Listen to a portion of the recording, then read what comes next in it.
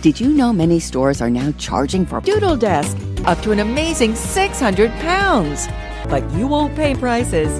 That's right, you can steal 48 minutes of dogs barking, 48 minutes of dogs barking, 48 minutes of dogs barking, 48 minutes of dogs barking.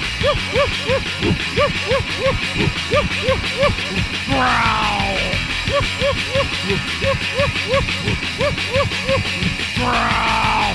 48 minutes of dogs barking, 48 minutes of dogs barking.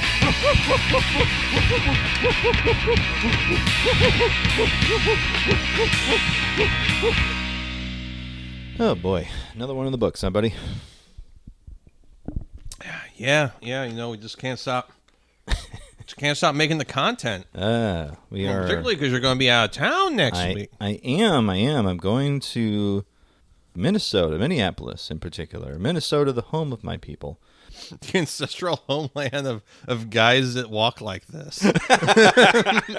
Well, no, my dad's side of the family is actually from north there. So yeah, both literally and vibes wise, I am from there. Yeah, in all ways but physical, I am from Minnesota. I am always in Minnesota. When you close your eyes, I am there with you. Exactly. Yeah, I'm the Tom Joad of being from Minnesota. What a way to open the show. Hey, it's 40 minutes of dogs barking. My name's Jason, and this here is Brian. Hey. Hey. I'm just kind of like thinking like, what would be like the Grapes of Wrath, but happening in Minnesota? I'm like, what do they make it like? They don't. It's not like Wisconsin where they have. What's like an export of? Well, they make Juicy Lucy's. They make the burgers with cheese in them. Mm-hmm. God damn, I go for They make unreleased Prince albums. Sure. That's a big... Oh, that's one of the things you're going to do is you're going to go to Paisley Park. I'm going to go to Paisley Park, yes. And First Avenue. I'm going to First Avenue. And you're going to free all the children locked in the basement. That's right. I'm bringing my in and I'm going to go down. In Minecraft. Parody. A joke. Parody. That would be so great, though. There's this if I arrive at Paisley Park and then I got a fucking security detail on it. That feels like Eric Andre bit. Oh, God, yeah. You're showing at the Paisley Park trying to get the children out of the basement and the unreleased songs. Both. Yeah, they're all in the vault. They're the mole children of the basement. The vault children. That's what... He did have that album Rainbow Children, and I'm sure some people in the QAnon circle found that a little weird, but he's passed on. Did Prince have children? He had one child, unfortunately, died very, very, very, very, like, wasn't even, like, properly, like, stillborn. He was just, because he did a whole record called Expectation, and his girlfriend was pregnant.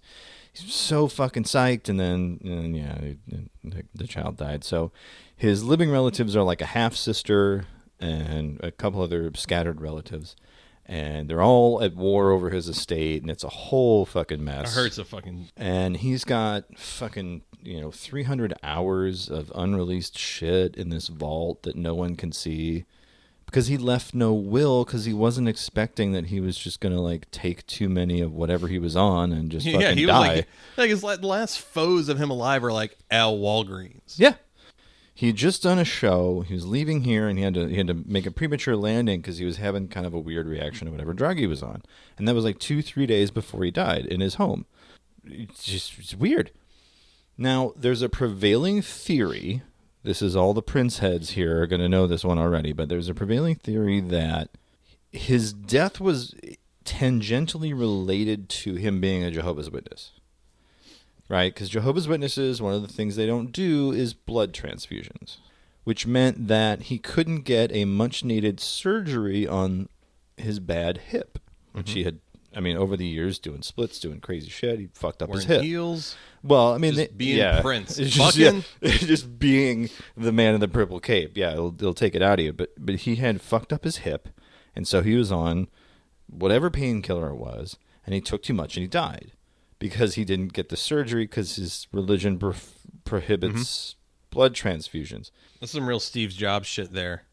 It feels like, religion has once again taken from us someone, But it's been a while. I kind of let that go. But I'm very excited to go to the land of a 10,000 lakes and get myself a Juicy Lucy and try the Minneapolis style pizza, which is apparently St. Louis style pizza, but you burn the cheese. I could get into that. Yeah. It'd be like kind of caramelize it a little bit. Well, yeah. I mean, the pictures I've seen look gross, but I'm sure if it's done properly. I don't know, man. I used to think like my dad, he'd have a couple Milwaukee's Best, for the football game or something, or while he was like playing Super Nintendo with me and my brother. Yeah. And he'd like throw like a Hunt's pizza in the oven, and sometimes we get a little heated. Right, and you kind of forget that playing Street Fighter or something, watching the game. You forget to set a timer, Yeah, so what? I've had a couple pizzas that were a little burnt that actually, what, this kind of does the deal. Do you like the burnt cheese? ? Or is it that there's a positive associated with that? Oh no, like because some people do that. Other points in my life, I have accidentally like burnt a frozen pizza or something, or had pizza that was a little overcooked. Right. And you've got like that kind of blackish char. Like it's still edible. It doesn't make you sick. It's not like no, it's like not, charcoal or anything. And like, yeah, that's still like enjoyable. I think sometimes certain frozen pizzas actually, if you overcook them a little bit, actually got a little bit more like kick. I've done that to a Tony's. I've had a Tony's that I've overcooked. So yeah, I can vouch. Oh, there's also some of those that. cheaper frozen pizzas. If you cook them like they say on the box, like they don't ever really actually get good. You kind of gotta be a little. The cheese doesn't melt right. You gotta kind of be a little stupid. You kind of have to be a single. You gotta be in the mindset of a single mom doing it all by herself. Gotcha. Well, see, here's me bragging on myself. I've stopped doing the frozen pizzas. Yeah. God, we used to get fucking Papa Murphy's, which is like the Qdoba of pizza places. You tell them what you want on all that stuff. They take EBT. I know that because when my mom lost her job in the recession, sure, she was on the EBT. Was it still EBT or was it SNAP? I can't remember. Exactly. I just remember when she was on government assistance for a little bit before she got another job. Which is a weird thing for a computer programmer to be like doing a computer like. It happens. I know a couple guys. Yeah. But she's like, hey, these programs are here. I ain't necessarily too proud about it, but I'm going to do it. But Papa Murphy's was like, they got EBT, and I'm like, they didn't. Like, the pizza's not that bad. Like, no, they're not that bad. But I think what gets me about Papa Murphy's is that they expect me to have, skills putting their pizza in my oven. No. So what I do is I get a 4-pack of naan from Aldi. Mm-hmm. I use that as my.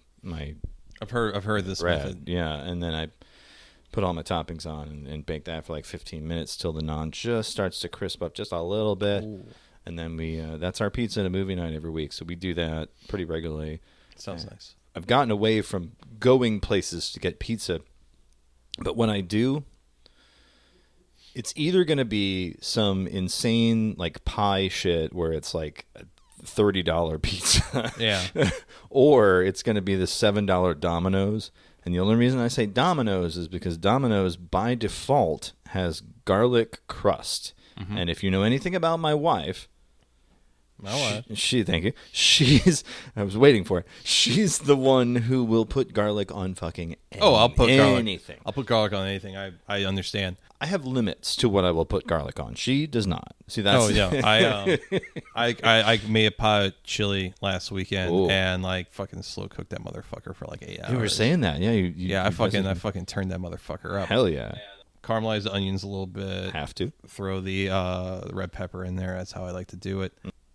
I think right before I add in the ground beef, I put in the garlic because garlic sometimes can overcook a little too quick depending on how you do it. Yeah, you want it brown, but you don't want it burnt. Yeah, for sure. So put that in there, and then as seasoning the meat, I'm gonna put a little garlic powder in there, just to be sure, just in case, Yeah, I mean, I obviously was doing other spices, but I like a good garlicky chili. The only reason I buy it from Domino's is because they have a garlic crust. So obviously I'm not opposed to garlic. Right. I cook with garlic all the time.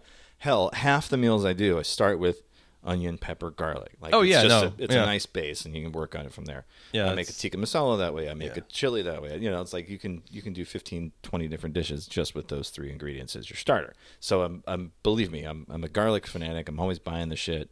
Do you buy them pre-minced or do you mince your own? Because that's a fucking bugbear that I have. I will mince garlic if I'm like doing like a special Italian dish for my lady. So if you're taking your time and if you've got it all planned out, not on like a regular weekday. No, like if it's like a Saturday or a weekend meal and we're not like pressed for time, like I actually like cutting garlic. I find it to be a lot of fun, like fucking crushing it up, getting the oils out, and obviously it's a better flavor and everything. But most of the time, like particularly if you're doing a chili, you can just fucking squeeze that shit out. Well, because I get the jars. I love the jars because it comes with the olive oil, and I usually use I overdo the olive oil, and everybody tells me that, and I don't fucking care because I'm cooking, goddammit. And so, like, yeah, it comes in the olive oil. So I'm like, okay, great. I get 2 for 1. I get to do 2 ingredients at the same time. If I'm making meatloaf, especially, meatloaf is such a it's real twiggy. Meatloaf. Yeah, you got to be real careful with the meatloaf because it can go real bad real quick. Yeah, is there a difference between having the meatloaf that's got like a kind of a crisp crust? A crust is optimal, yes, but yeah, and then you get one that just tastes like, oh, I just like bit into a dead body. It's like dog food. Yeah, not good. You can't even say you're eating dog food, right? You can't be like, because you made it for you. Geez, what I expect from this dog food tastes bad, you know. Yeah. But no, that was supposed to be for human consumption, and yet here we are. The fucking birds are leaving the trees in the yard. Like, I don't think anyone wants this. Several dogs have run away from your yard. They're not even coming anywhere close. You're checking that the Tower Grove Lost Pet it's just Facebook group is just blowing going hog up. wild. Yeah, or some motherfucker has lost his goddamn parakeet for the 8th time. I'm so tired of that dude. Wait, is that real? No. Not a real guy, but it feels real enough. Oh, like, dude, it's just every once in a while I'll see on my Facebook feed like St. Louis Lost Pet or something. It's like it's always a bird. It's like a fucking bird. I like just think it's like, oh man, there's one thing a bird really has in space.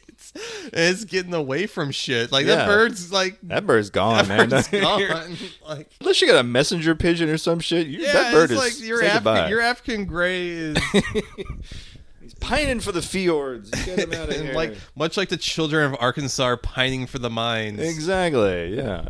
But see, that's why I have cats, man. Fucking cats. Oh, my cat got out. Give him like 20 minutes and he'll be hungry. He'll come pawing at the damn door. He's fine. Can I tell a story about just dog please shit my family? I love your stories. How no pun intended, how dog shit my family. Literally. So everyone who hears this story is both going to laugh and also hate it. Okay, I'm ready. I'm ready to do both. One time, you've met my father. You didn't know it was my father, but you know my father in a vague way. And this will probably sound like him. It's been so long, but yeah. But one time when I was in grade school, I want to say like 2nd or 3rd grade, he came back from like a fishing trip with a buddy with a German Shepherd. No, he came back with a dog. He came back. He was just like, hey, like, you know, this is like something my dad would come back from a fishing trip and I have like I found this pair of Oakleys in the reeds or some shit. Okay, but like you found a whole ass fucking dog. Yeah, that's somebody's dog, dude. So he took this dog. Jesus. And he named it Roscoe. Okay. All right. Roscoe did not want to be indoors. Roscoe was pining for the fields and small lakes of Union, Missouri. Oh boy. But my dad was convinced that this dog was a good deal. Oh, no. And Roscoe was not necessarily a terrible dog. Yeah. Roscoe just didn't want to be in Ferguson. He did not. Shit, I can imagine. He didn't. Any dog does. I never had a pet dog. Yeah. And I liked the dog. The dog was I admit the dog was shitty. It wasn't necessarily great around kids. But the dog was good enough. The dog didn't like bite me or anything. The dog was just like didn't know about little human beings. Yeah. It was like a farm dog or some shit. Yeah. It ate the cushion of the couch. Well, it ate the fabric. So my dad just took like an old Afghan that he got from somewhere and wrapped it around the foam So that was the couch. That was the main couch in the living room for a number of years. It was just Perfectly good couch. What are you doing? It's a perfectly good couch. This guy have this Afghan that just smells like carpet cleaner. At least it didn't smell like cat piss or something. It just smelled a little sterile in a way that was off-putting. Yeah. But so that was the couch. Okay. So the couch no longer had a cloth covering. It was the Afghan. Okay. And after a while, some of the foam started to disappear. No. Because Roscoe was like, you know what? This foam can go too. This foam tastes real good. I want to get this. This foam can eat shit. Would you find little like balls of foam hanging around? Oh yeah, there would be like balls, and like me and my brother would take chunks of foam and just like chuck them at each other. The dog chewed up foam. It's like fucking Saturday morning watching Beekman's World, just chucking foam at each other, farting on our sister, and being shitty kids. And I didn't live with my father. Yeah. I was there on weekends. And one like Friday night, my dad was like picking me up, and he's like driving me back to the house, and he's like, I got something to tell you. Roscoe got loose, and couldn't find him. Sorry, he's gone. Oh, I was upset. Yeah. And I was like, oh no, Roscoe, the dog that ruined my dad's house. This dog that did not want to be confined. Monster dog. The dog that literally said, reject modernity. Embrace the fields of Union, Missouri. The story was that sometimes we put the dog out in the backyard in a leash. Sure. My brother was retrieving the dog from outdoors. You know, he was outdoors. He did his business. My brother's not a big pet person, not even back then. And so, like, yeah, you know, he probably put on the leash. It was a big leash. It wasn't like a 5-foot leash, and the dog was sitting in its own filth. But he took Roscoe off the leash and was going to walk with him into the house. And Roscoe was just like, you know what? It seems like a good time to just fucking bolt and went over. Fucking legged it, yeah. As my brother described it to me, as his little brother. Okay. Yeah, he just kind of went over the fence, and then he went over the next fence. And by the time I realized what he was doing, I thought, I ain't gonna chase him. He's not wrong. Yeah. That's how Roscoe like got loose. And I remember the last time I saw my brother 7 years ago. And was that when you were in San Francisco? No, that's when I was in Portland. Oh, I used to Portland. live in Portland. And I was like, ask him about that. And he's just like, I don't know if you remember, that dog sucked. And I wasn't going to chase after a dog I didn't like. And I also wasn't like going to go run through the neighbors' yards because some of the neighbors were a little spicy. And it's just like one of those things where like, yeah, I'm an indoor kid. Yeah. And dog sucked anyway. That dog didn't want to live. And he specifically said, I don't think that dog liked living with our father. And I think that dog was just like, I'm tired of a guy that drinks Walkie's Best and eats Little Caesar's pizza and makes hamburgers way too often. I think that dog was just like, this is not the life I saw for myself. And he got out of there, and who knows what happened with Roscoe, but that was the first dog I ever, quote unquote, had. Yeah, that's a damn. All right, well, rest in peace, Roscoe. I'm assuming he's. I hope you got back out to Union, Missouri, into the fields.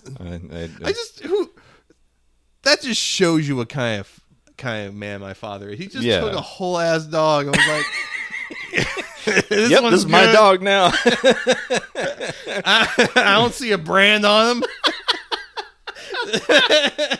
I bet my logic was like, he ain't got no marks. No tags, nobody. My dad probably thought, he ain't identifiable. Yeah. That's just a German Shepherd. It's a free dog. Free dog.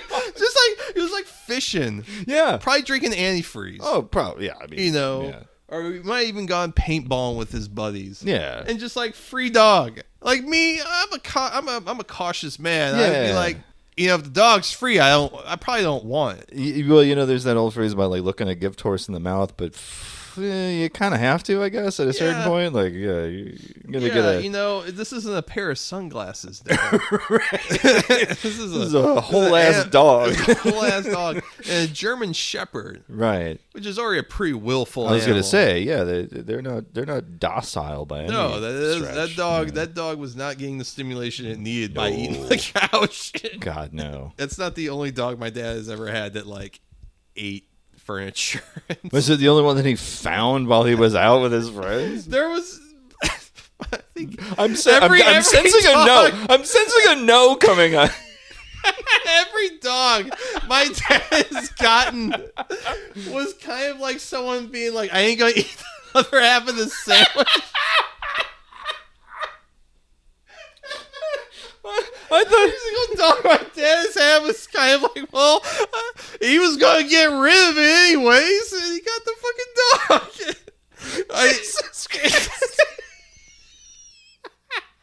Every single dog was just kind of like someone being like, hey, this jacket doesn't fit me anymore. Yeah.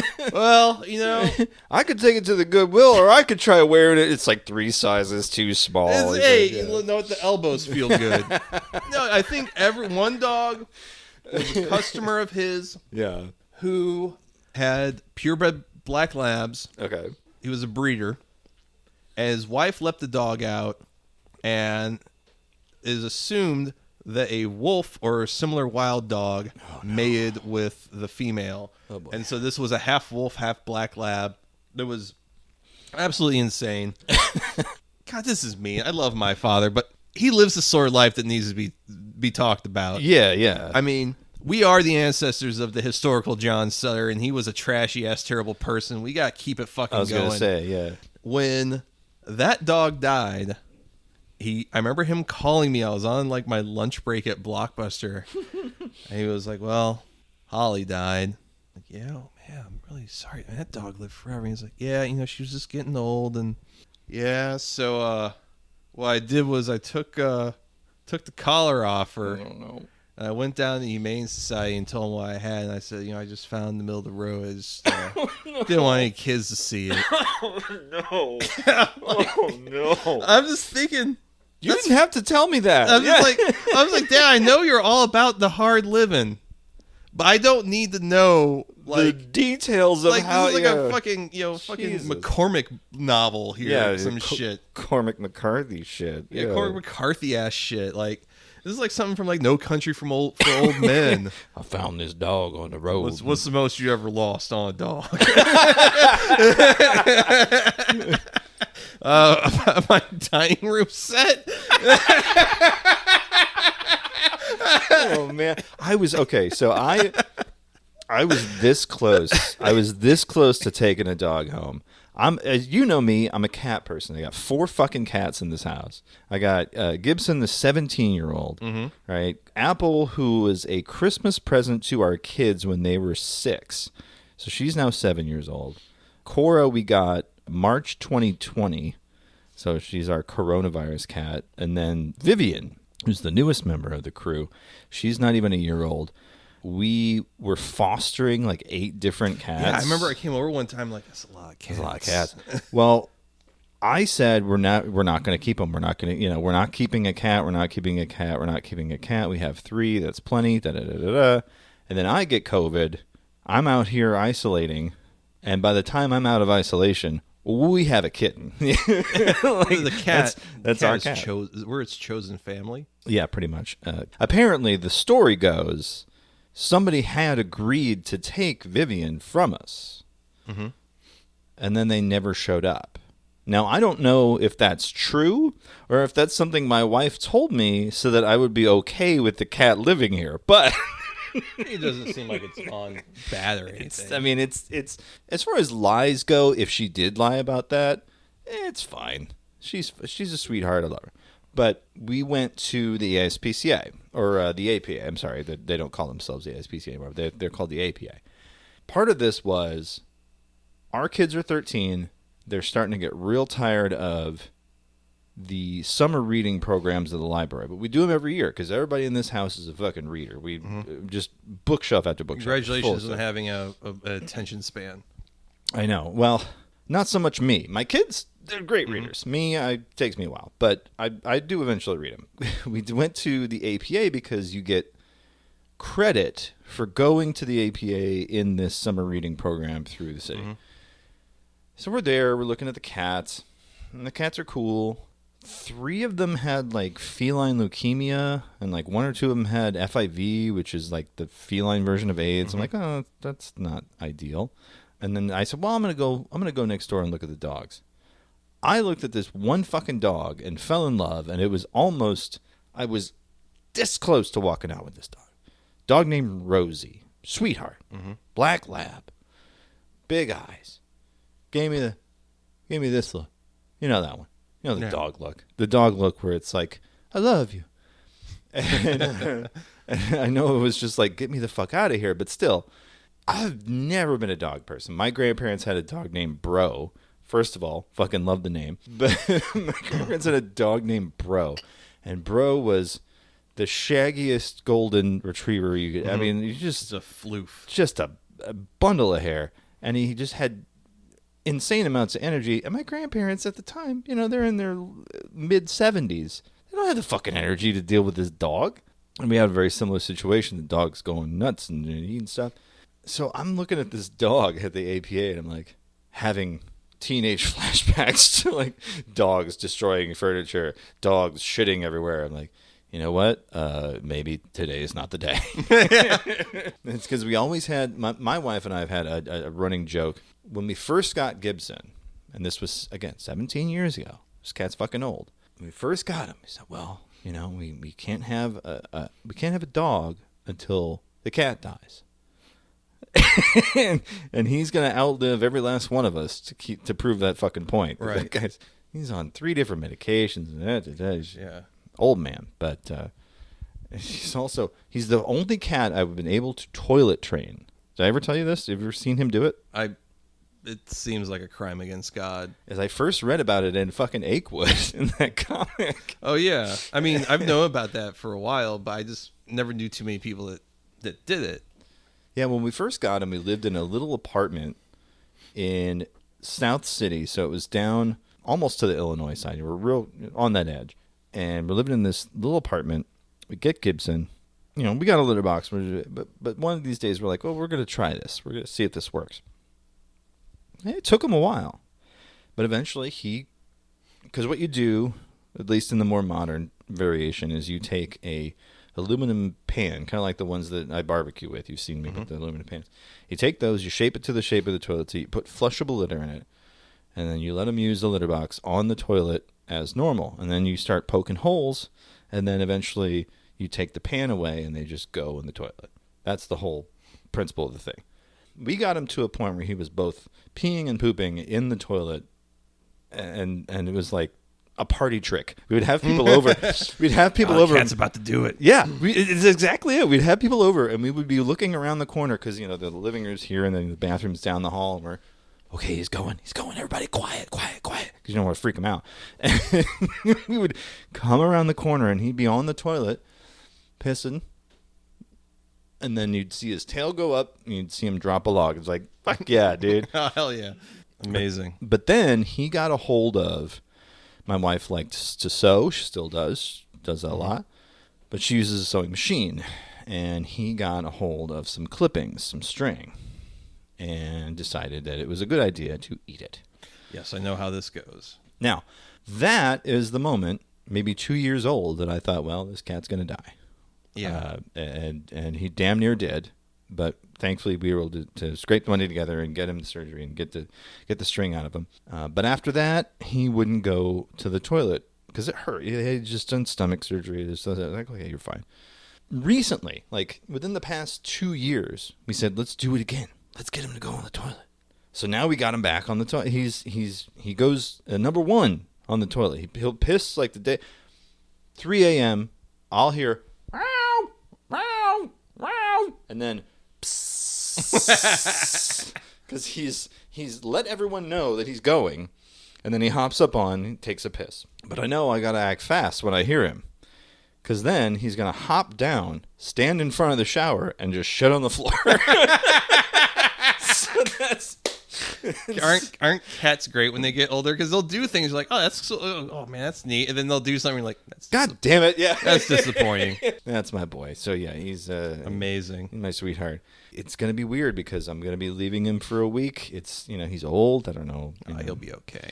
Well, when I was 16, I had a cat named Xanadu, and this was my dad's cat. So that cat was about 16 years old. Yeah. Left on a trip, came back, and she was gone. Like she laid out on the back porch and just passed away at home. So I have that fear in the back of my mind every time I leave for any long period of time. And we're gonna go. We're going to Minnesota for a week, and it's just I'm like, well, I'm gonna come back and he's gonna be gone. At least that won't be like what my grandmother did. Oh God, what? Oh, both sides of my family are just reprehensible in some respects. Oh no. So part of my family lived, my aunt and her husband and their kids, my cousins, lived in North Carolina for decades until both my grandparents retired and everyone moved down to Texas. And that's a whole other fucking story. Whereabouts in Texas? Like north? Deerfield. Okay. Creek, which is right outside of South Lake, which is one of the most terrifying expressions of new urban. Yeah. It is. I have some relatives who moved from St. Louis to Plano. So yeah, I mean, I've been to Plano. God, the one thing I hate about Texas, there's no fucking tree cover. You're just in it. Ooh, yeah. Everything's fucking bright. And because so much of that stuff's like new build, you're just feeling everything. Oh, yeah. Anyways, went to go visit family like in Greensboro. When I was born, my grandparents had 2 dogs. They had a brown chow named Sasha, who hated me. And the only reason we knew Sasha died is I walked past her and she didn't growl at me. Oh. And my mom was like, my mom was at home with me. Oh, no. And she was like, that dog hates you. Like, that dog's dead. Oh. But I remember Sasha, even though not liking me, a little kid being like a big, floofy, happy dog. Sure. And then there was like this mutt that they had named Daisy. And Daisy was a little bit younger than Sasha. And my grandmother said that before, is how I'm made to understand it, before we left, for this vacation on the East Coast, okay, I'm going to take her to the border. Okay. Sometimes we'd leave the dog at like the veterinary clinic or whatever because they would do that. They'd have that service. And we come back, like my mom, one of her sisters, the one that still lives here in St. Louis, or was living in St. Louis at the time. Like, yeah, so where's Daisy? And my grandma was like, I had her put to sleep. Okay. Didn't tell anybody? No. Jesus wept. Yeah. And I'll tell you one more other weird pet story. This one's a little funnier. Okay, please. So my first cat was a tuxedo named Miss Kitty. Oh, I love when cats have proper name. Thank you. Yeah, Mr. Ted was my grandparents' one. He was also a tuxedo cat. So yes. She was very proper. Dressed for the occasion. Yes. She one time got in some string. Oh, no. But this string passed. Okay. Not without some difficulty. Sure. And my grandfather wasn't really much for cats. Oh, no. But he was an animal lover. And so this is probably the only time I ever saw him really interacting with the cat. Like had like my mom or like maybe me like steady the cat. And he basically pulled out a turd on a string. Oh, no. And he's like, ain't this the damnedest thing? Holding it up like... I mean, really, it was like, can you believe it? God bless damn. you. It's a Christmas miracle. It's a Christmas miracle that cat survived, I'll tell you that. That cat lived... I think that cat probably got, like, high teens. Yeah, that cat lived forever. That's great. Like, that was, like, the cat I got in, like, when I was, like, 4 or 5, and that cat That's amazing. passed. I think that cat lived until I was 21 or 22. Yeah. It's about right. I mean, that's kind of the average, on the high end of the average of the lifespans there. So. But yeah, that's a funnier cat eating string story. We didn't know she ate string. Like, why is the cat being such a pain in the ass? And my mom was like, well, I'm seeing some stuff, but it looks like there's a string.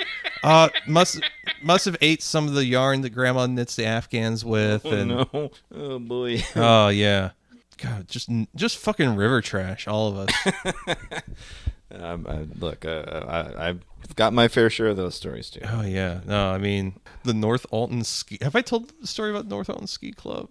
This is something my brother told me a couple years ago. No, I don't think I've heard. So my dad was apparently a part of something called the North Alton Ski Club. Okay.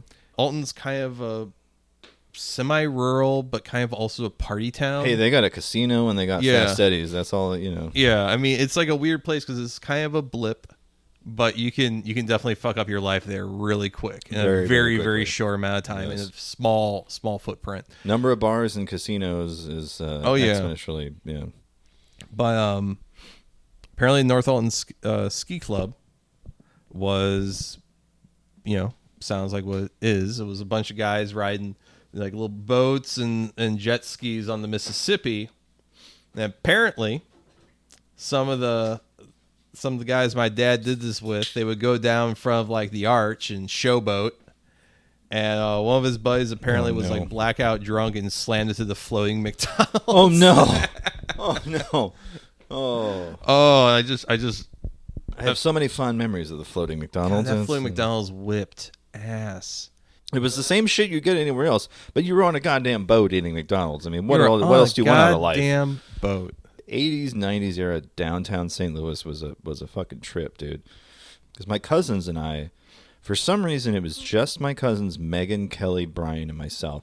For whatever reason, the four of us would always be going downtown to that mall to get photos with Santa.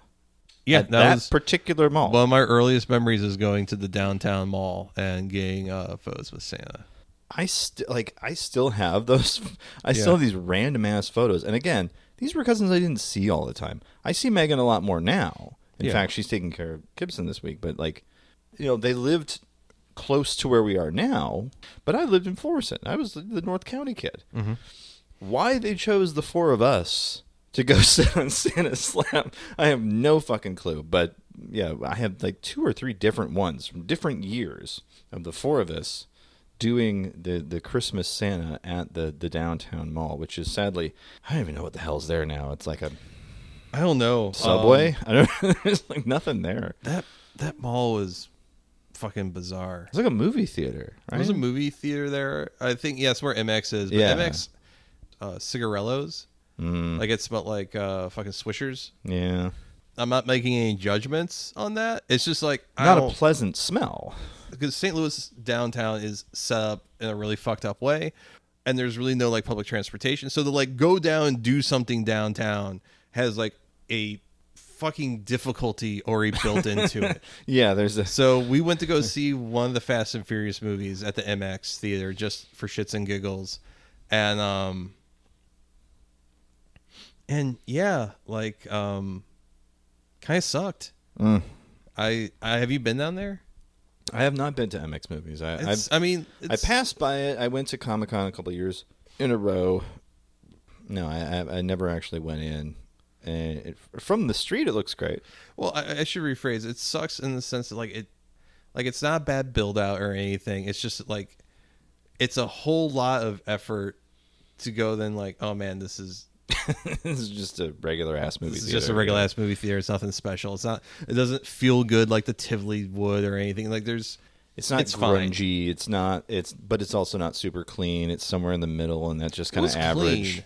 It wasn't like a badly kept movie theater. It just like someone was there and did like the whole the equivalent of I'm sneaking in White Castles into the movie. You know? And kind of ruined the experience for everyone with all that. We wanted to kind of veer off into a little bit of territory here. You wanted to talk about the rally runner guy, another St. Louis weirdo. They should call him the race runner now. Hey-o! Folks. Folks. Daniel Donnelly Jr., by the way. We have a full name. Fucking name. Yeah. So, friend of the show, Danny, interviewed this guy a couple of years ago, I believe in 2015 for the Riverfront Times. And Danny had said something in one of our group chats about like, I interviewed that guy. And back then, he was really fucking weird. He did not need to add any extra to that.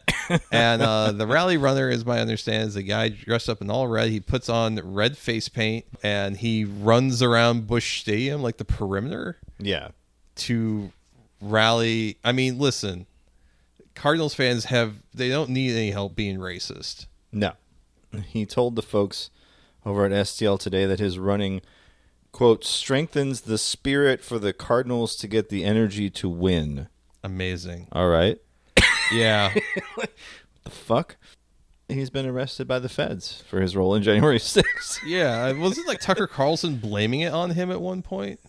Tucker Carlson interviewed an attorney. I saw a man running red. What's going on, America? The story behind that is that Tucker interviewed a lawyer for several alleged January 6th participants, and that lawyer claimed that the rally runner, Daniel Donnelly, was a law enforcement officer, part of a false flag op to make Trump supporters look bad. What the fuck? They were grasping at straws, dude. Come on. Sure, I know. When this came out that he got arrested, for being part of the insurrection or the attempted insurrection, I'm like, were we really surprised? But I was also feeling that that for punishment that he should fight to the death with the guy that used to dress up as Superman at Cardinals games. There you go. That fucking we can get rid of one local weirdo that we don't know what to do with. It's 2 men enter, 1 man leaves kind of deal. Yeah. So apparently, according to his DMV records, he did have his name legally changed to Rally Runner. What the fuck? It's insane. Yeah, that's damn. I thought this guy was going to to be normal. Mm-hmm. Courtesy of Huffington Post. Right. Joseph McBride, that was the guy who appeared on Tucker. It says the man's face was MAGA red, but he was only in disguise as a Trump supporter. He is clearly a law enforcement officer, McBride told Carlson's viewers.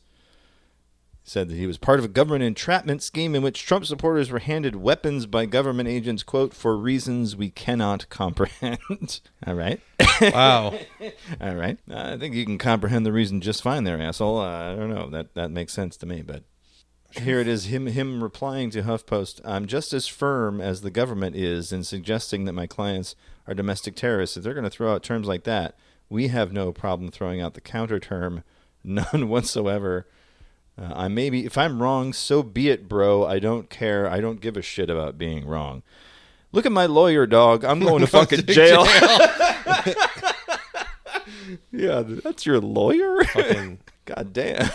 Your lawyer sounds like he's about to risk it all at fucking Casino Queen at fucking 10 a.m. on a Tuesday. Yeah, he's trying to go home with that Stuckey's waitress. Yeah, just God damn. God damn. Oh boy. Just need one trade to make it back. I gotta get this one. Yeah. Just gotta make one play. Yeah. Man, that's upsetting. Just homegrown domestic terrorists. You'll love to see it. Who would have thought this guy would have been weird? Not Not me. Fair, but at the same time, like The Superman guy. Now that was what was the deal with him? He's just dressed as Superman. he was dressed as Superman. He'd like pose with like county women.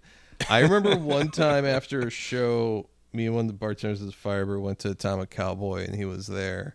He like sat with us, and he was really weird, and we just he was dressed as Superman. Right. I think we just kind of like took the piss out of him for like an hour, just like fucked with him, and I only feel a little bit bad about it. That's really, I just remember this. Like, how did he react to the piss taking? Was he just like chill about it? He just kind of like smiled through it. Like he was almost like he was just glad that people were paying attention to him. Oh, no news is good news. Like, yeah, okay. Yeah. Those people make me want to just, commit bodily harm. It's such a weird vibe. Like, I don't know. I'm insecure when people are talking to me in a bad way to my face. Yeah. I don't know how you're doing it. Well, speaking of people talking badly, I mentioned a couple episodes ago, we had gone to a show. You were there with us, Jason, at MS Paint at the upstairs locale, what formerly used to be known as 27 Cherokee, which is now called the Golden Record. Mm-hmm. And when I was off taking photos and I was away from you and Dee, someone who I kind of knew but never really had any kind of really calling an acquaintance would be stressing it to someone that I knew of, and I guess they knew of me, came up to my girlfriend and started asking questions about me, and my girlfriend's just like, yeah, no, it's Brian Sutter, it's my boyfriend. And she apparently like, oh, well, I haven't seen him in years. And she's like texting me about it like while I'm taking photos, and I'm like, oh yeah, I bet that's gonna be some bullshit, and I come down and meet y'all at the patio, and someone is sitting with you all and immediately gets up as I come and approach you all, and I'm like, oh, bet this is gonna be some bullshit.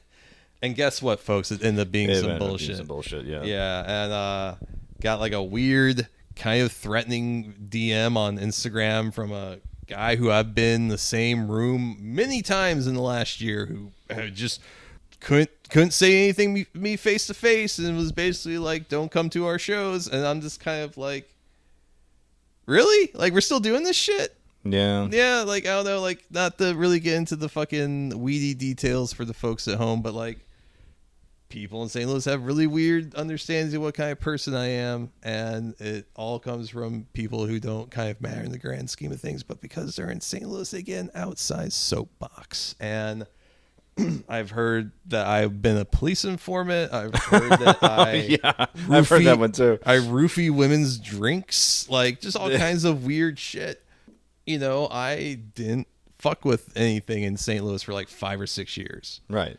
I like for that reason, because you're like, these people aren't worth it. Yeah. But I started dating my girlfriend and kind of wanted to show her things around, and we'd gone to that Melt Banana show, and I was like, oh, one of the locals was really interesting. I'm like, oh, I guess people are making interesting music.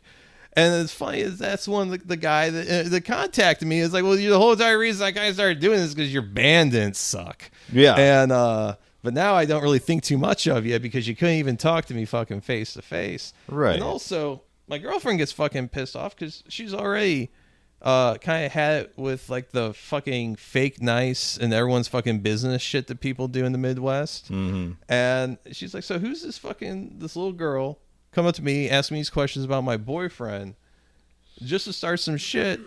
Well, if you think my boyfriend's this terrible fucking person, why don't you should probably maybe if you're really interested in my safety or whatever you think, you would say something. Right. Instead of just being like, okay, guess who else? That's on a recon mission. Yeah. Oh, so you got confirmation that it's me. And I got this, this weird DM, and motherfucker blocks me before I can even say anything. So now it's like, well, so can't say anything to my face. You do the fucking, there's no posters glory and saying someone a fucking mean message and then blocking them before they can respond. So that means if I ever am in the same space as this guy, I kind of got to light you up, brother. I kind of got to saunter over and just be like, so, hey, what's up, man? What's up? So, hey, what the fuck? Yeah. So, hey, what's up? And, I'm like texting some people. I'm just like, this is just fucking childish. Cause like the reason that Two Door Cinema Club, which I mentioned in the previous episode, was the last show I photographed at the pageant 2017. Cause I was just kind of done with everything here. Yeah. And I was just like, fuck it.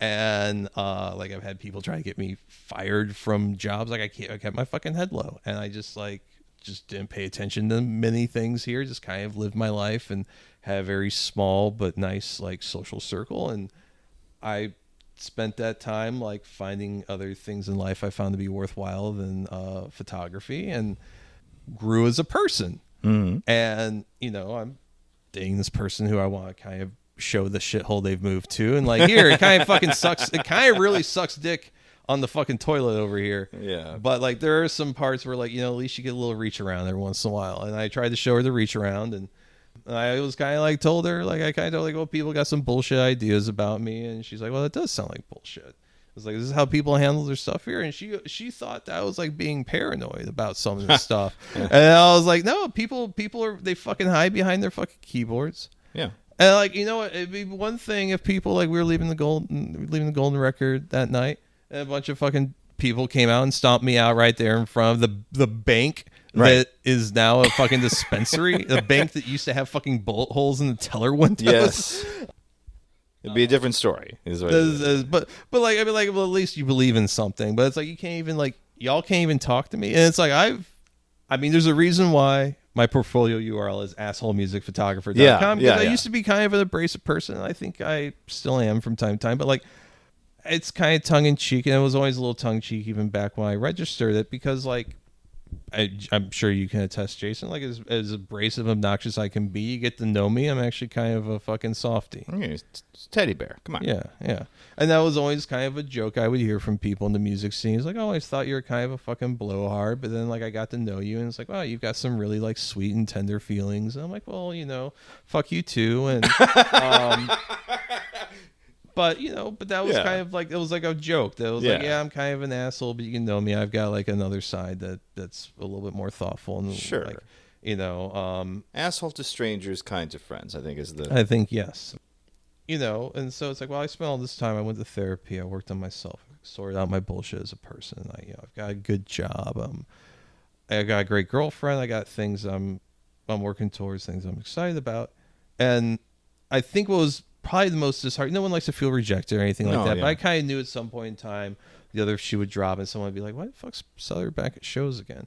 But I thought that like someone would at least try and fucking make Make a scene or do something, at least some, if you're gonna be like, at least get something for yourself. Yeah. Get a little fucking glory. And like that was Sure. like also a thing, like even back before, it was like those like, so you're just like fucking with me. You're making my life but you're not getting anything for yourself. Yeah. You're just kind of causing Chaos. bullshit. Yeah. And it's like it'd be one thing if someone was like, getting something, but it's like you guys aren't even going about a way where you're getting anything out of it other than just to insulate and gatekeep the St. Louis music scene even more. Then you wonder why cool shit doesn't happen and bands don't want to play here. But that was like the thing was like, well, I'm a dumbass, and I like to think I've grown so much since the mid 2010s, and I come back. And I wasn't going to shows being like, oh, I'm fucking Brian Sutter. Look right. Hey, smell my fingers. Guess who's back? Yeah, no, I was actually just like being really, really quiet, really respectful. And like, I was trying to be as much on the periphery of things just to show my girlfriend like, hey, this is kind of like some of the cool shit we do. Even there's some bullshit people attached to it. It wasn't, again, like I took photos and I wasn't like using the photography to be like an asshole. Was being very positive and like looking for things I liked, and like was never mean to this musician who decided that he had to fucking be king shit of the fucking DMs on Instagram. And like I wished him happy fucking birthday. Yeah. And it's like, oh geez, man, you're gonna be mean to a guy that says happy birthday to you. That's low, brother. Because at the end of the day, I fucking did all this shit and I'm fucking stupid. And y'all haven't grown at all. You're exactly where I left you. Yeah. And that's just really disheartening and like just a major way. Like, wow, y'all couldn't even be better at being haters. Yeah, right. Like this is the same grow shit. Into your haterhood. And I don't know. And I was like, on the way to photographing the front bottoms, I just kind of had thoughts like, oh, so you don't want me to fucking hang out on Cherokee Street and like a couple other places in town? Oh, boo hoo, because then I just get the rest of the world. Like, like you guys want your little enclave of enjoy it. Yeah, it's like, okay, so you have your shit that's your little incestuous 70-person music scene in the Corn State, which some parts are really fucking cool and a lot of parts aren't.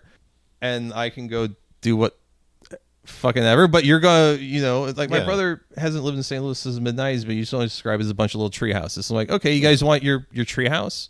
Okay, well, I'm gonna go build my own. Yeah, I'm gonna do whatever. I'm like, okay. Yeah. Oh wow, okay, where do I sign for this terrible bad deal?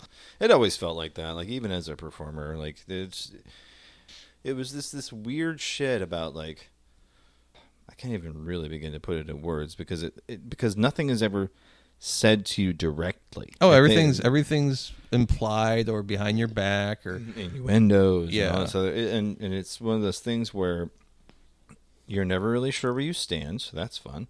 And then your two options are to navigate scene politics and be an ass kisser, which I fucking hate. Yeah. I hate doing it. Or just not be a musician in this Yeah, town. yeah, That's your and like I options. just was. Just I was never much of an asker, so I mean, like, if I honestly liked your shit, I would let you know. Right. And if I didn't like your shit, like, unless you were being really terrible, and obnoxious, I probably wouldn't tell you. no, I because just there's probably no would point just to. There's no point. I'm not, to but like, being- but if I think like you were doing something against the grace of, like, Chuck Berry should come and skull fuck you for what you're doing to that guitar. Yes, I might tell you. But then, like, I even think like the whole reason I wouldn't put up a fight, or like even try, like, be like, well, fuck you, or anything like that to this situation, because it's like these people have nothing better to do. they're going to dedicate their pathetic life into trying to fuck with yours. Yeah, I mean, for nothing, nothing. basically nothing. Well, about 10 years ago, you and I, on the So, speaking of not handling your shit, yeah, well, I was we knew these two editors. yeah, we knew these two people that we worked for a music magazine called Levin Magazine. It was a very different time in my life. My children were 3, and now they're teenagers. And there were actual journalism in St. Louis that wasn't like baseball. And that's true. We got an offer. Hey, do you want to go cover Lollapalooza? And of course, the both of us were like, "Fuck yeah, let's do this." Sure. So, I was at the time. I was working. I keep saying working. I mean volunteering. I was volunteering for KDHX, the local station here, and I had a show that went from 11 p.m. to 1 a.m. and I had to be in Chicago to get my badge at 7 a.m. So I'm like, okay, perfect. I got out of the studio, drive all night. I arrive in Chicago at 7 a.m. I forgot that's how you did That's how I did that. And so my friend Chad, who was a high school friend, hadn't seen him in years. I reached out to him a couple weeks before that. I was like, hey, I got to be in Chicago next weekend. Can I crash at your place? He goes, I'm out of town next weekend, so yeah, sure. It's like, fuck yeah, all right, this works That's out. awesome. That's a fucking good friend. It's a fantastic friend. And so drive all night, get there, and suddenly just like rain, fucking out of nowhere. Oh yeah, that Thursday night. Jesus Christ. And then, so I'm like, okay, it's 7. I got to find this fucking apartment building. Find the apartment building, get in there. I'm like, I'm going to lay down for an hour. 3 hours later, it's 10 o'clock in the morning. And I'm like, fuck, oh, shit, goddamn. Just a nightmare start to the week. But man, we covered all 3 days of Lollapalooza. We got some good work. I'll post this in the episode description because I wrote about 9,000 words or thereabouts on the weekend, and I broke it down day by day. And Brian, you got some really fantastic shots. Really, really fantastic stuff. That Crystal Castles photo. The one where Alice Glass is in the crowd. Yeah. That's kind of an all-timer. Yeah, that's still one of my favorite photos I think I've ever taken. That was such a cool experience. And there's the part that sucks, I'm sure, that we'll talk about at some point. Yeah, like I had a friend from high school as well, who I stayed with, slept on the futon in the studio apartment that he lived with, and his girlfriend and with his now wife. But they were right by the CTA. So I stay with them. We go get some really fucking good food. Catching up. I took the Amtrak up because I hate driving in Chicago. Yeah. I'm a simple man. And, hanging out with them. And then it fucking rains all Thursday night. And I'm just like, what the fuck? And I'm like I've got like a pair of like skate shoes. Yeah, And thankfully, my friend's girlfriend was like a key holder or assistant manager or something like that. Assistant store manager at the Doc Martens store in Wicker Park. So she's like, yeah, we'll go get breakfast at this cool little diner. And I go with her to open up the fucking Doc Martens store. And I get a fucking pick of she's like, yeah, I'll give you like the fucking employee discount and shit. So I got like a fucking sick pair of fucking boots. My first pair of Doc Martens. Hell yeah. For like $70 or something ridiculous like that with tax, $70. And it was funny because like as like I'm like looking at shoes, like a Chicago police officer comes in and she's like, yeah, dude, the fucking travelers, which are like the fucking crust punks and shit, like come in here and steal shit all the goddamn time. So I'm always having to do these police reports. And it's like she's on a first name basis with this beat cop about like something that happened like the night before. And get the shoes, head back on the CTA, get to Grant Park. Did I run into you? Yes. At the building We at did. the point where we Had were getting to. our credentials? Yeah. Had to have, because they had a big Third Man Records thing, and you made some Jack White joke, and we both were just like, God damn it. I don't even remember. I remember seeing like the Hare Krishnas Yeah. outside, Yeah. and Well, because they had the pickup for your credentials inside a record store. yeah, And so it's just right like a pop-up record store. Yeah, Right. It wasn't even like what it's originally intended for. And yeah, they had this big Third Man display, and the two of us are just like fucking Jack White. More like Jack Off White. Yeah. And I made a dog eat my turd. Wow. no, let me put a little bit of heavy cream on your mama. Ed Zitron, I swear to God, Ed Zitron via Twitter will DM me just at random the fucking Jack White lyrics he thinks of. He'll just We'll have to put them together one time, and I can do a workable Jack White impression when I get fucking worked up enough. hell yeah. I don't think I really got my legs until I photographed, like, I think Ghost BC.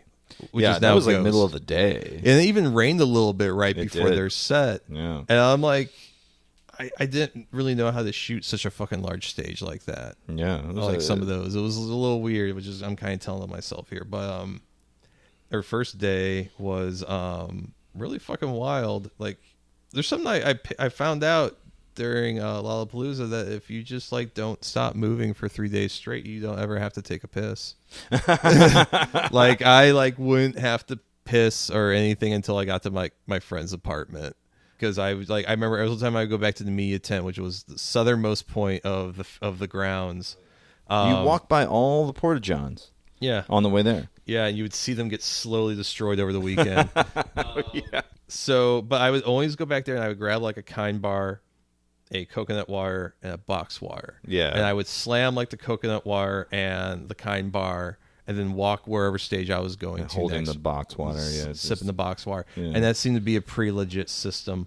Nothing, I mean, aside from Ghost, the first day, had Father John Misty, Imagine Dragons. Imagine Dragons probably had like one of the biggest crowds of the whole entire festival. It was insane. Well, because even it was like a year or two before that, there were like 10 people at the Firebird. Oh yeah, It they was played just No One at the Firebird, and here they were like fucking being one of the fucking rhinestones on the belt Yeah. of Lollapalooza for sure, on the belt buckle. I caught a little bit of Queens of the Stone Age that day, which was really impressive. So as a music photographer, Queens of the Stone Age is always a sore spot because they have really weird guidelines for photographing them. Yeah. So like Queens of the Stone Age are going to be playing here in St. Louis next month, and like I'm trying to get a photo pass, not because I want to photograph Queens of the Stone Age, because I want to photograph Viagra Boys.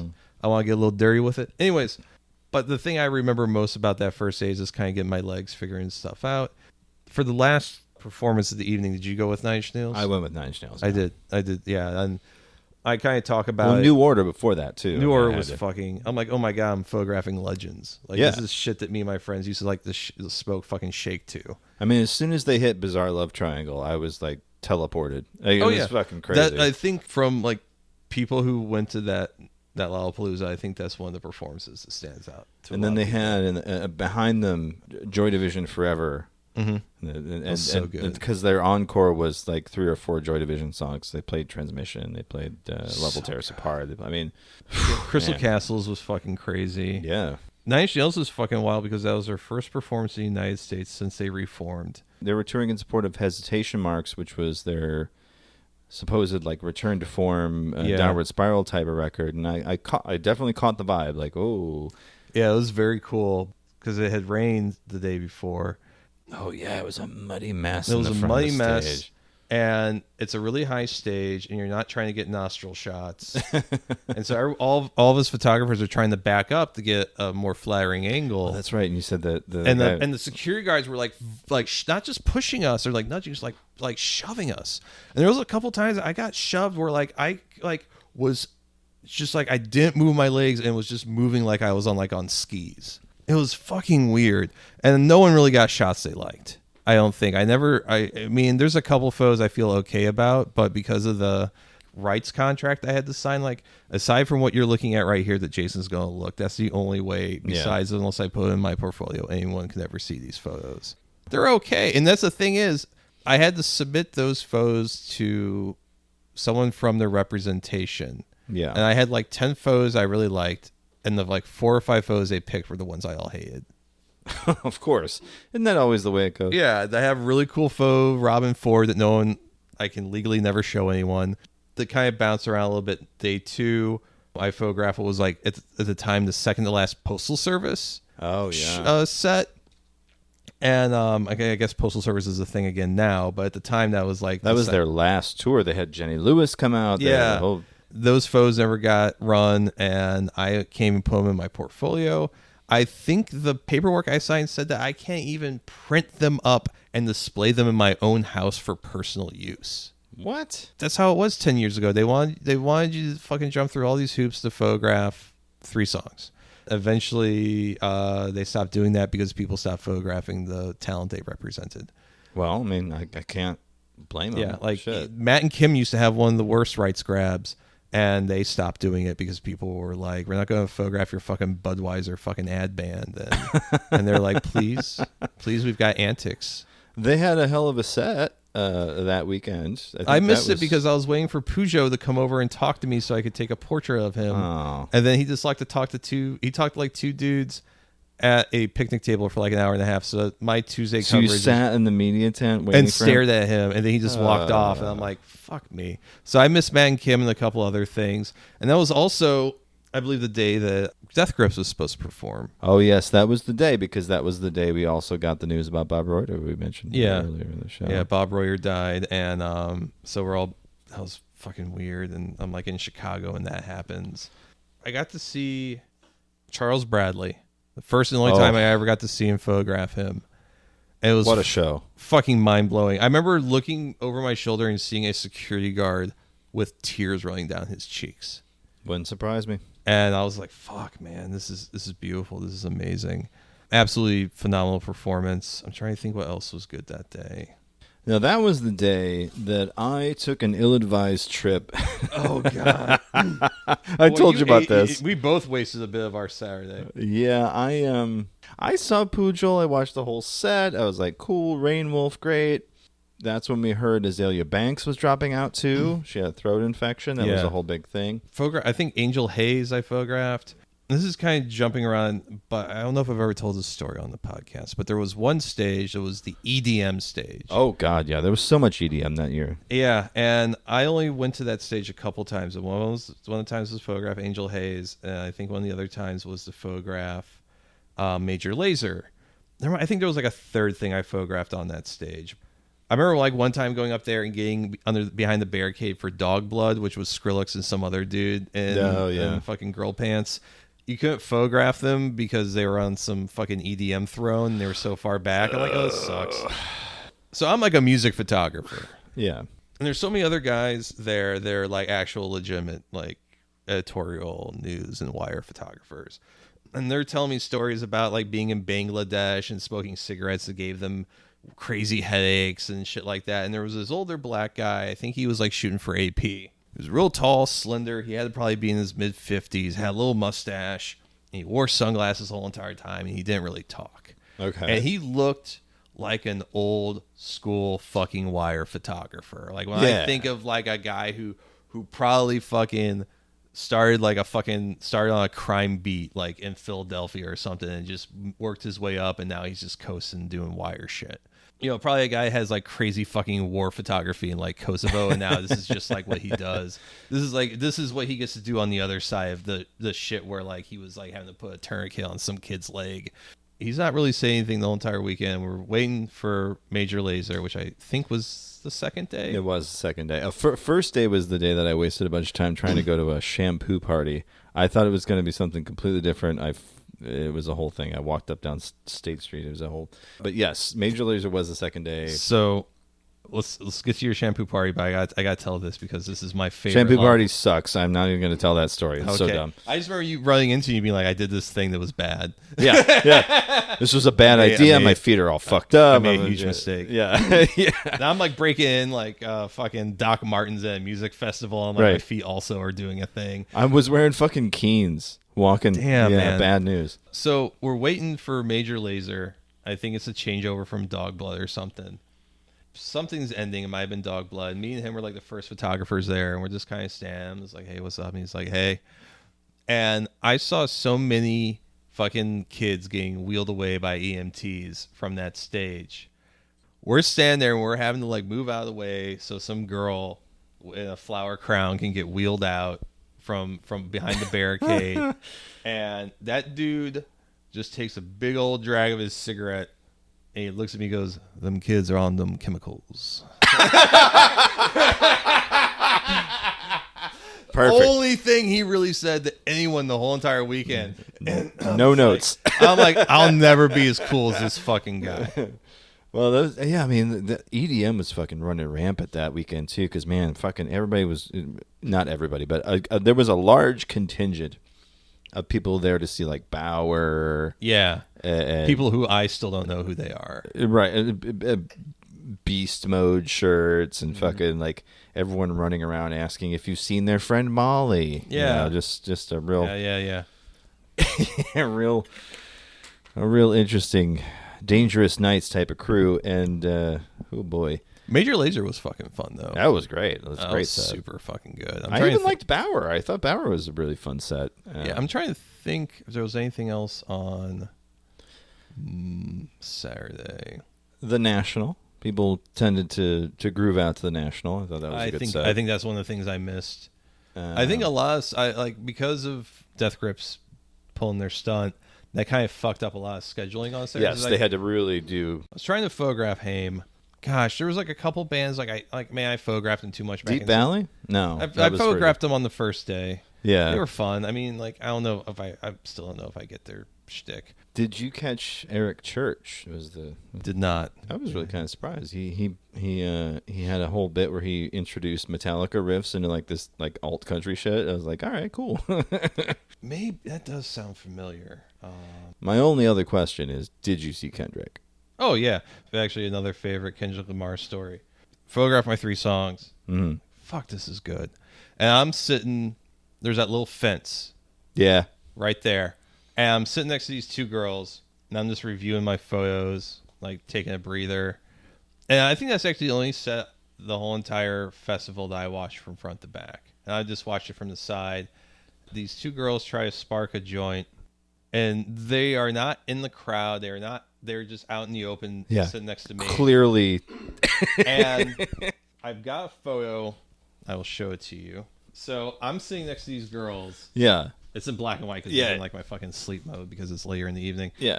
And that's them getting kicked out of Lollapalooza during Kendrick Lamar. For trying to spark a bowl right out in the open, yeah. Yeah, and so I'm going to show you another photo of these 2 Somebody white boys were fighting, and a security guard kind of looks like Bert dragging them off. So I love it. I'm watching Kendrick Lamar. This is so fucking good. He's got dudes in wheelchairs crowd surfing. Oh, I love it. And shit like that. But I'm off on the side. I'm watching these 2 girls get kicked out. Like, which is... I only took the photo because it was like, this is unreal. Like, this is like a joke. It was like if someone told me this happened, I'd be like, you're fucking with me. But I'm watching these 2 like white guys like kind of like rooster chesting each other for a little while. Oh, God. Some guy, it has to be from Kendrick Lamar's crew, comes out because he's drinking Gatorade, which is not something I've seen anywhere in the music. Yeah, it's got to be something that like was on a rider. Right. He comes out from behind the fencing there, and he's just kind of vibing out. And he just watches these 2 white guys just like have the worst fucking throwdown fight in the field, and he's just sipping from that mountain from that Gatorade, and he's just like, oh hell yeah, and like he literally just goes, oh hell yeah, and he's just like laughing, and he just walks off. Yeah, he just walks. He just like came out, was like checking out, and he just watched like these 2 dudes fight because like one guy bumped into the other guy's girl. Yeah, and he literally just like watched this shit like lose like. Fucking is like maniacally laughing. It's like, what? Okay, oh hell yeah, and just like leaves, and I'm like, this fucking rules. I've seen so much cool shit during one set, sitting in one spot where I can't even see the performer that well. Right, I'm just chilling. That was Kendrick Lamar was so good. Yeah, I wish he would actually play St. Louis once. I know. I got to take one photograph of Foles before their tour manager kicked us out. Foles had a tour manager at that point in time. It was a British guy because they're a British band who was notoriously a prick, and he told the photographers that they could only photograph the last 3 songs. Okay. So we come back for what's supposed to be the last 3 songs, or like the last song, and he kicks us out. I have one photo of Foles. Heartless Bastards is a band I'm thinking about that like was originally supposed to be what was Haim's slot. And something else. And like the Heartless Bastards are great, but like I've photographed them a dozen times in St. Louis. I got to see Oh Brother. Oh, I missed that one. Oh, that was so good. It was really cool seeing Oh Brother. Wild Cub. Yeah, oh yeah. Peugeot was great. Peugeot, fantastic. Well, the end of day 2 for me was like a real personal one because the Postal Service has always been a thing for me and my wife. And we one of our songs that we danced to at our wedding was from Give Up, from the Postal Service album. And she wasn't with me, and I got a little teary-eyed because, they were, it was their last, supposedly their last tour for, I mean, it was for a long, long time, like 10 years. Day 3 was Major Lazer. Yeah. Cure were amazing. That was super fun. The Cure was pretty much the last thing I saw because, man, they closed out with fucking the Love Cats, which is their goofiest song. I think what I did was I photographed The Cure and I went over to one of the side stages, the one that Heartless Bastards played on. Yeah. And I saw Cat Power. Oh. And that had just like a completely different mood. Very different vibe, yeah. Than everything else at the festival. Like really cool lighting. I think probably one of my favorite performances I've ever photographed. And that was like the last thing I photographed the entire festival. And I was just like, that was just so fucking cool. It was just fucking, I hate to sound like some fucking no, Chan Marshall burnout, fucking like, rules, dude. But like it was just like fucking rock and roll. Like it was just like really straightforward. Like there was nothing super fancy about it. Like it was just kind of stripped down, like no pretension, which kind of different than like, Alt J, which is if a guy with pockmarks had too much confidence in his I took a shit and I flushed the toilet and it's funky smelling. Yeah. Well, like, okay, so like that day I saw some fucking killer ones. I got to see the Vaccines. Oh fuck! I forgot about them. Yeah, I love that. And then I got to see Waves, which I had not seen at that point. I had not seen. I forgot Waves yet. Was at that. Yeah, I think I was photographing Tegan and Sarah. That was one of those ones where I had to leave halfway through the Tegan and Sarah set to go catch Waves because it's like I cannot not see both of them. And that was the fucking problem, man. They had so many of those. It's so many of those where I had to make fucking Sophie's Choice shit. Like, it was like Baroness. I photographed Baroness. Yeah. They fucking whipped. They played the little amphitheater shell, and that was so much fun. The Orwells, who we can't talk about anymore. Yeah. Oh Brother was fucking awesome. It's like, I've like hung out in a hotel room, like drinking like warm beer. Like, that was a really cool experience. And I had this thing where like, well, 11 Magazine doesn't really pay that well. Yeah. And I know I'm not going to see a lot of this money I spent on this back, but it's an experience. It's a good portfolio builder. Like I can move off of this. Yeah. And I had all of these very modest and reasonable expectations. Yeah. And then, me and you bust ass editing, you bust your ass writing. Next issue of 11 Magazine comes out, and it's like, 10 pages about Bob Royer? Look, I don't begrudge them the Bob Royer coverage. That's his influence on the scene in St. Louis was very, very large. I'm not saying that they shouldn't have done that. I think there's a lot of things I like about it, but I think how they did that coverage kind of got a little self-indulgent. Fair. And I know that they were. You will get no argument from me on that because yes, our work was relegated to the web, which no one reads. And I think the coverage we got was like a photo I took of Wild Bell, which is no offense to the individuals in that band. If I don't remember them. Yeah, I wrote a paragraph on them. So like I took all these really cool photos of all these really great bands, and you put a band that no one remembers. Yeah, I don't even know what the hell they sound like anymore. They wore white jackets, and one guy played the saxophone, so it's already kind of dated. Yeah. I'm 10 years later, kind of still a little bitter. Like it kind of actually led to me having a mental breakdown I'm salty. later that year. No, you will get no argument from me that I'm still salty about a number of things that happened. But it was an amazing weekend. We got to have a thing. It was such a cool fucking experience. I'm still so jazzed that it was a thing because, like, fuck, New Order, 9 Inch Nails. Like, I got to walk around in a hat that said Wang Fest. That's right, you did have the Wang Fest. Because I left it. I forgot it at the Firebird and fucking Andy White, Hell Night and Tilt's fame, and he's a fucking goofball. And he's a sweetheart. He's a sweetheart. He's a great human being, but he's got a beautiful creative mind in so many different ways. God, I really can't say enough nice things about Andy White, but that motherfucker. I had a shirt from Twang Fest, which was the alt country little thing that KHX would do that Chris Bay gave me for doing some coverage for them, and as a thank you. And I kind of valued this hat, even though and it was a cool looking hat for what it was. I left it there, and he blacked out the T, so it just said Wang Fest. I don't know what happened to that hat. I wore that hat for so fucking long. Yeah, I'm like, there's like footage of me at fucking Ferguson protests wearing with the that Wang hat. Fest. Well, okay, so if you watch Our Streets or whatever, Whose Streets? Whose Streets, the documentary that Damon from Farfetch did, the Ferguson documentary, there is a scene about 2/3 through where Alexis and Brittany are getting out of the Westfall Justice Center in Clayton, and I'm up there with a wide-angle lens, and the camera is also up in there, and so just one side of the frame's Brittany and Alexis, the other side is my fucking gross ass with a hat that says Wang Fest.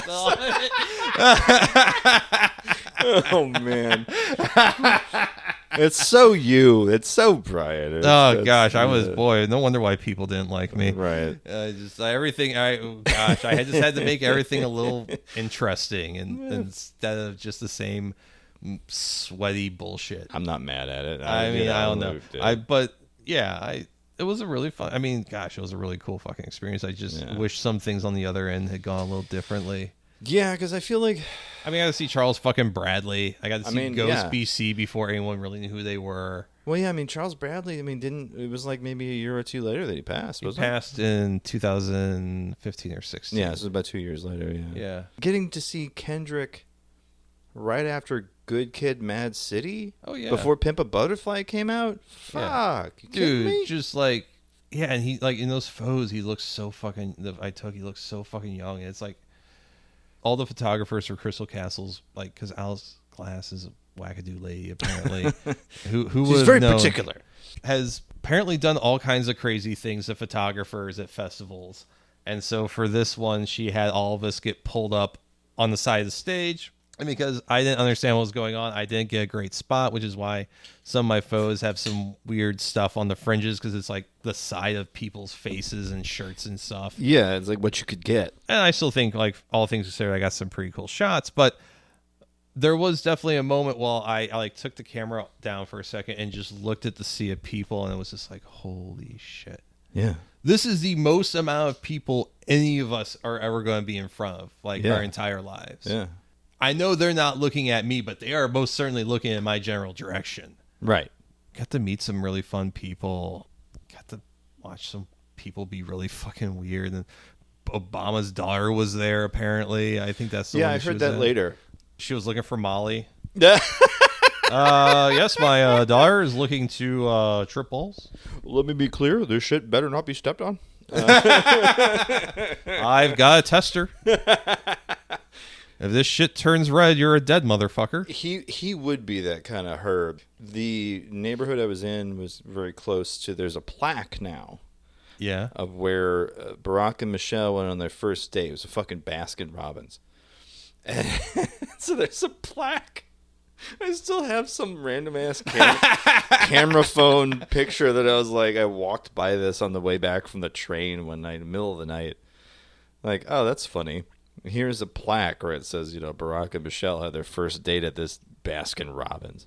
The neighborhood, Logan Square is where they lived. And the building they lived in had you had like your normal entrance through the front, and you had like an alley entrance.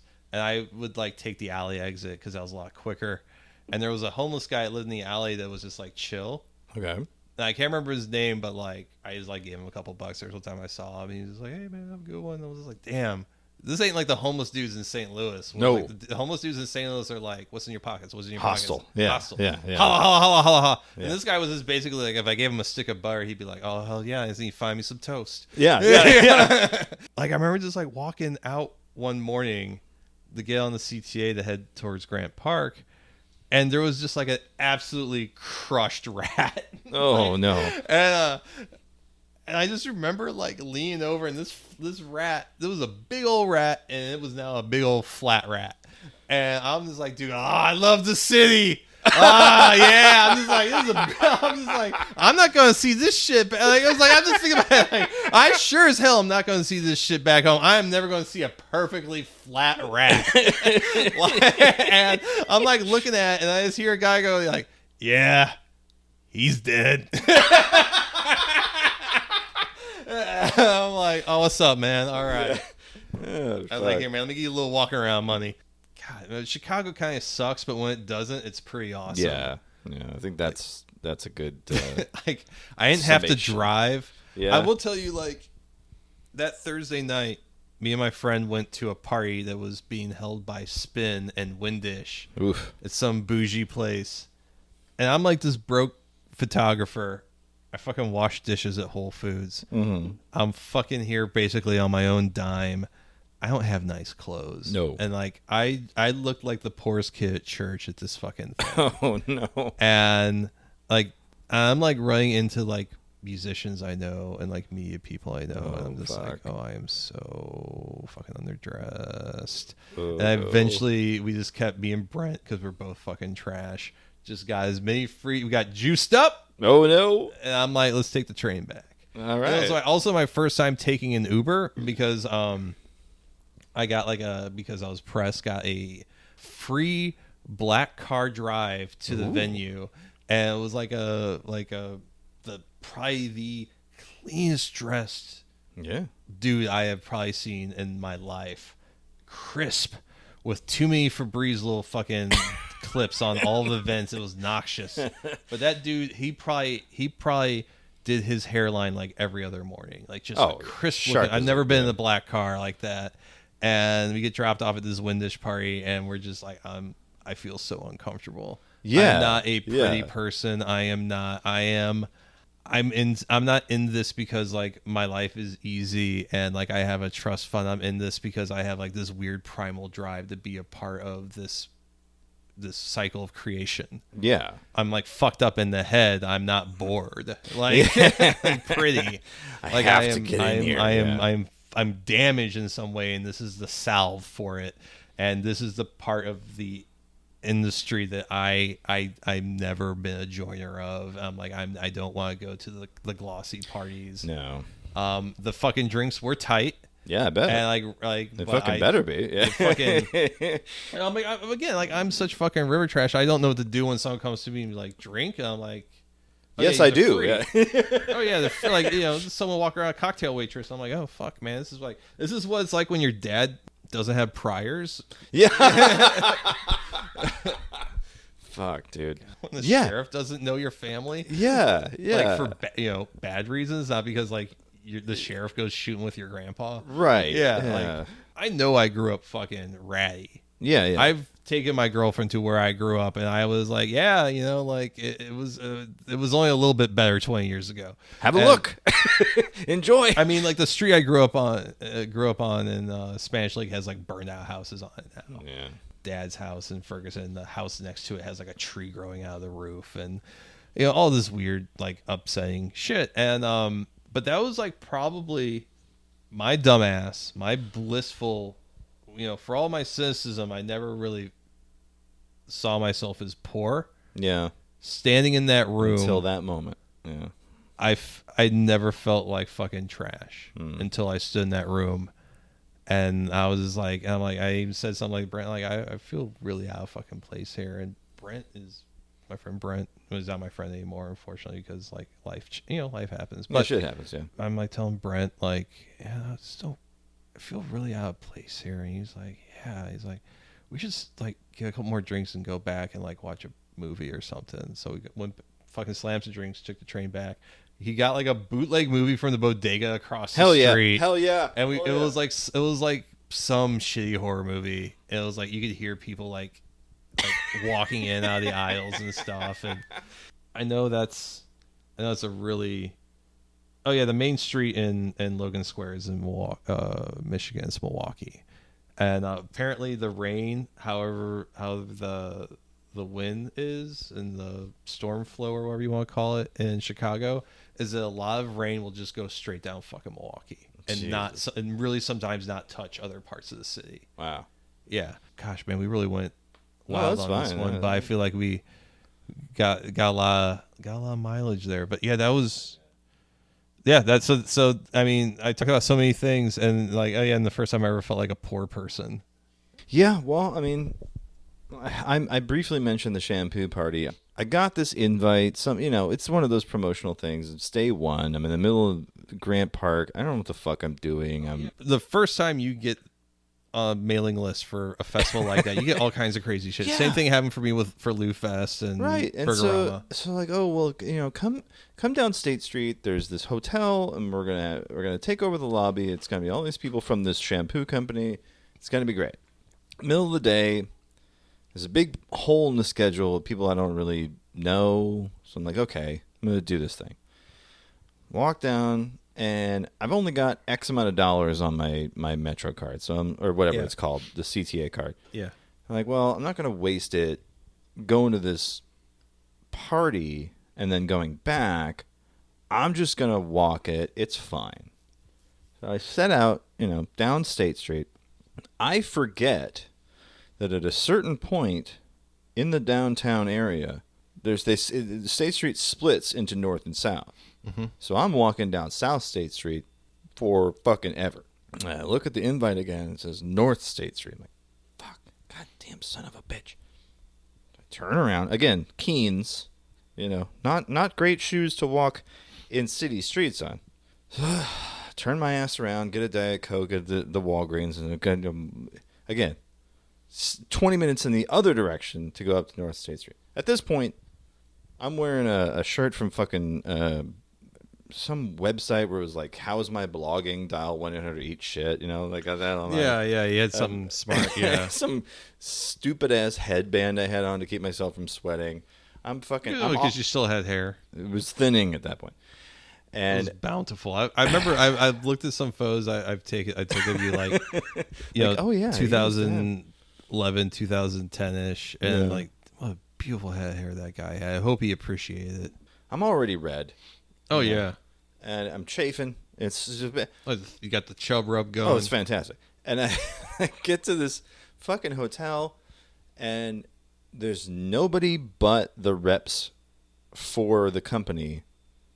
And I was like, this invite says something about like a DJ set. This says something about like, so and so is going to be here.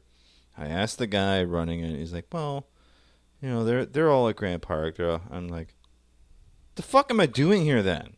So I'm sitting there, again, shitty blog t-shirt, shorts, Keens, red as a fucking tomato, sweating my ass off, and they don't even offer me a free drink.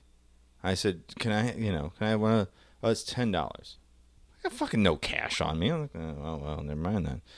So I spent like 20 minutes at this fucking stupid ass. You probably was just at this point like, well, I'm in the air conditioning. Pretty much. Yeah. I sat down for a while. I'm like, all right, well, I'm here. I'm going to hang out. Nobody comes and goes. It's all just like reps and people who are like there to sell shampoo. And I'm like, well. Did you even get any shampoo? I got a sampler, and I used it on the last day, and it was pretty nice shampoo. Oh, okay. So, yeah, it's fine. But it was not worth the hour and a half I lost walking back and forth. Holy shit, yeah. You know what? I think this is like the third time you've told me this story. This is the most depressing telling of it. It is probably because it's probably the one that I go into most detail because I'm like, oh fuck. It's like, I mean, like I think you've told this story before, and you pop it up a little bit. This is a really feel like a direct, dry telling of events. I mean, I fucked up. Like I got a thing, and I said, well, let's go to the thing. Woo boy, it was not worth my time. I hate to have my time wasted. And I did it to myself because I bought into the hype of some fucking. Who was even supposed to be like the DJ? I don't even remember. I'm sure I have it somewhere. I'm sure I have that fucking piece of paper because I'm still mad about it. But like, it was supposed to be some guest DJ set, but they weren't there yet. It's middle of the day. I'm sitting there. These guys obviously they look at me and they're like, "Who the fuck is this guy? What the fuck?" Complete waste of time. And I missed like 4 or 5 bands I could have written about. But again, I looked at the schedule. I was like, oh, it's fine. And kind of wish I hadn't. Because you never know. You never know. You go to a festival, like this happens. I went to Warped Tour, a couple times during my lifetime. And I found some fucking bands that I just absolutely adore, just wandering around. Like a Betty Blowtorch. Fucking love that band. Glue, this rapper from New Hampshire. It's just seemingly random shit. And you just like wander into it and go, oh, that's pretty fucking dope. This Texas band called the Mag 7, Magnificent 7. And they're an instrumental alt-country band, but it sounds like they're doing a score for like a spaghetti western. Yeah. Yeah. Fucking amazing. Yeah, sounds great. And so like shit like that will happen. So I was like, well, fuck. I just wasted an hour and a half when I could have had one of those moments. I think that about does for the program. Yeah, we've really we chewed on this bone enough. Yeah, we've much like one of my dad's dogs, we gotta keep it away from the children. We do indeed. Well, this is the part of the show where we tell people where to find us online. Brian, where can we find you? If you want to tell me weird stories about your dad, you can find me at ishotguidibord. That's ISHOTGUIDBORD on Instagram, Twitter, and Blue Sky. Blue Sky. And if you want to check out my music photography, you can go to assholemusicphotographer.com. Now, do you have the Lollapalooza shots up on Asshole? Yeah, you'll Fantastic. On the left side of my portfolio page, there's a link for gallery or archives. I think it's archives at this point. And you can go through all of the stuff. You can see my more recent galleries I have up. Which you should. 2013 Lollapalooza, all 3 days are up there. Music and writing it. And musicphotographer.com. You can also see my work and the work of many other talented people in the St. Louis area at theartsstl.com. Jason, where can they tell you about their shampoo preferences? Tell me your shampoo stories at Videocrime, VIDEOCRIME. That's most social medias, including Twitter or X or whatever the fuck. And Blue Sky. You can also find me on TikTok and Instagram as at LaserGooseCEO. That's laser with an S, you Philistines. You can also send us a voicemail, leave us a message, or if you're very, very lucky, I may actually pick up the phone. 314-246-9766. That's 314-AHOY POO. I like to spell with your telephone.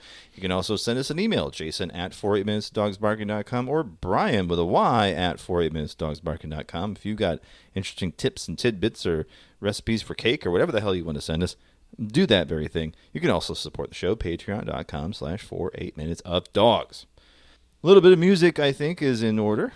We're going to leave you a little something from a group called the ILYs. This is members of Death Grips doing a little bit of something different.